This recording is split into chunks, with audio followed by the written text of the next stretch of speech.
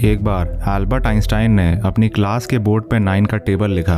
उन्होंने 9 9 तक तो सही लिखा, मगर 9 10 उन्होंने 91 लिख दिया, जिसको देखते ही उनकी क्लास के सारे बच्चे उन पे हंसने लगे और उनका मजाक उड़ाने लगे। जैसे ही वो लोग चुप हुए तो फिर आइंस्टाइन ने कहा कि जब वे 9 का टेबल सही लिख रहे थे तब तो किसी ने उनकी तारीफ या उन्हें शाबाशी नहीं दी, और जब उन्होंने एक छोटी सी गलती की तब लोगों ने उस पर खूब ध्यान दिया। तो आइंस्टाइन इससे ये बताना चाह रहे हैं कि चाहे आप अपनी लाइफ में कुछ भी करो, कितना भी परफेक्ट बन जाओ, मगर लोग कभी भी आपको क्रिटिसाइज और नीचे दिखाने का मौका नहीं छोड़ेंगे। इसलिए आप कभी भी लोगों की बातों पे ध्यान मत दो और अपने ड्रीम पर चलते जाओ। CIA यानी कि सेंट्रल इंटेलिजेंस एजेंसी, जो कि US की एक इंटेलिजेंस सर्विस है, तो आप ये जानकर लिटरली हैरान हो जाओगे कि CIA डेली 5 मिलियन यानी कि 50 लाख ट्वीट्स को मॉनिटर करती है, जो ट्विटर पर डे पोस्ट किए जाते हैं, और साथ ही साथ अदर सोशल मीडिया प्लेटफॉर्म्स जैसे कि फेसबुक को भी साथ ही साथ मॉनिटर करती है फॉर सिक्योरिटी पर्पसेस, जो कि लिटरली बहुत ज़्यादा ही मेहनत का काम है। That is really unbelievable. क्या आपने कभी सोचा है कि हमारा सूरज इतना गर्म होने के बाद भी हमारा स्पेस यानी कि अंतरिक्ष इतना ठंडा कैसे रहता है? सूरज का टेम्परेचर लगभग 5500 डिग्री सेल्सियस तक रहता है और उसकी गर्मी 150 मिलियन किलोमीटर्स तक जाती है, जो कि हम भी फील करते हैं। वही हमारे स्पेस का टेम्परेचर -270 डिग्री सेल्सियस तक होता है, जो कि बहुत चौंका देने वाली बात है। तो मैं आपको बता दूं कि हमारे स्पेस में ऐसा कोई मैटर है ही नहीं जो कि सन की गर्मी को एब्जॉर्ब कर सके, जिसके कारण स्पेस ठंडा ही रहता है। क्या आपको पता है कि बड़ी बड़ी कंपनीज के जो CEO होते हैं, जैसे कि फेसबुक के मार्क जकरबर्ग, टेस्ला और स्पेसएक्स के एलॉन मस्क, अपनी सैलरी के नाम पे सिर्फ $1 ही पर मंथ लेते हैं, जबकि उन्हें सैलरी के नाम पे लाखों और करोड़ों डॉलर्स लेने चाहिए। तो मैं आपको बता दूं कि इसके पीछे भी उनका एक मोटिव होता है। एक तो सैलरी ना लेने पर वो हाई टैक्स से बचते हैं और उसकी जगह वो कंपनी के स्टॉक्स ले लेते हैं, जिससे कि उन्हें उस पर कम टैक्स देना पड़ता है, और इससे उन्हें एक और फायदा होता है। इन्वेस्टर्स भी इस बात से इम्प्रेस हो जाते हैं कि कंपनी के CEO को कंपनी पे इतना विश्वास है कि वो अपनी सैलरी के बजाय उसके स्टॉक्स ले रहा है, जिससे कि वो ज्यादा फंड्स कंपनी पे इन्वेस्ट कर देते हैं।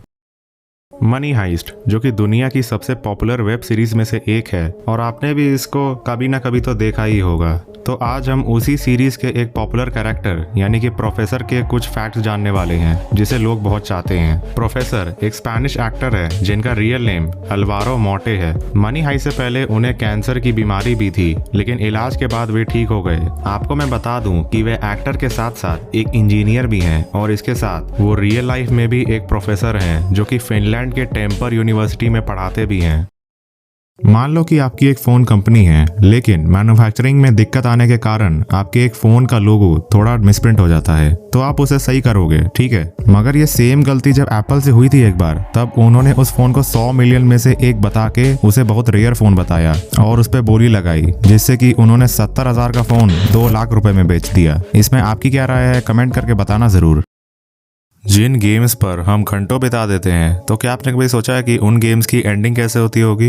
वो ख़त्म कब होते होंगे? सबवे सर्फर्स की अगर हम बात करें, या टेम्पल रन, या वो क्रोम का डायनासोर गेम जिसे हम नेट ख़त्म हो जाने पर खेलते थे, तो मैं आपको बता दूं कि ये सारे गेम्स एंडलेस हैं। इनका कोई एंड नहीं है, क्योंकि ये सारे गेम्स एल्गोरिथम पे बेस्ड है, और जैसे जैसे आपका स्कोर बढ़ता है, आगे का मैप अपने आप क्रिएट हो जाता है और गेम की स्पीड भी बढ़ जाती है, जिससे कि आप कोई चूक करके हार जाओ।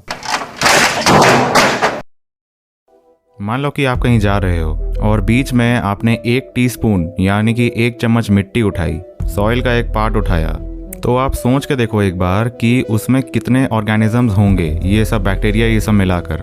सोच लिया? अब क्या हो अगर मैं आपसे बोलूं कि उस 1 टीस्पून ऑफ सॉइल में इतने ऑर्गेनिजम्स हैं जितने इस वर्ल्ड में ह्यूमंस भी नहीं हैं। जी हाँ, अगर आप 1 टीस्पून ऑफ सॉइल को उठाओगे तो उसमें 7 बिलियन से भी ज़्यादा ऑर्गेनिजम्स एग्जिस्ट करते हैं, and yes that is true. हमारे सोलर सिस्टम में 8 प्लैनेट्स एग्जिस्ट करते हैं, और ये बात आपको भी पता है, और साइंटिस्ट हमेशा इस खोज में रहते हैं कि वो ज़्यादा से ज़्यादा प्लैनेट्स को डिस्कवर कर पाएँ। लेकिन एक एस्टिमेशन के हिसाब से हम जिस गैलेक्सी में रहते हैं, यानी कि मिल्की वे गैलेक्सी, तो साइंटिस्ट के हिसाब से हमारी गैलेक्सी में प्रोबेबली 2 बिलियन प्लैनेट्स हो सकते हैं लाइक अर्थ, वो भी बिल्कुल सेम नेचर और कैरेक्टरिस्टिक्स के साथ। इससे पता चलता है कि हमारी गैलेक्सी कितनी ज़्यादा बड़ी और मिस्टीरियस है। WWF यानी कि world wide fund for nature ने ये बहुत ही शॉकिंग से स्टैट शेयर किए थे कि लास्ट 40 इयर्स में अर्थ अपने वाइल्ड लाइफ का 40% खो चुका है।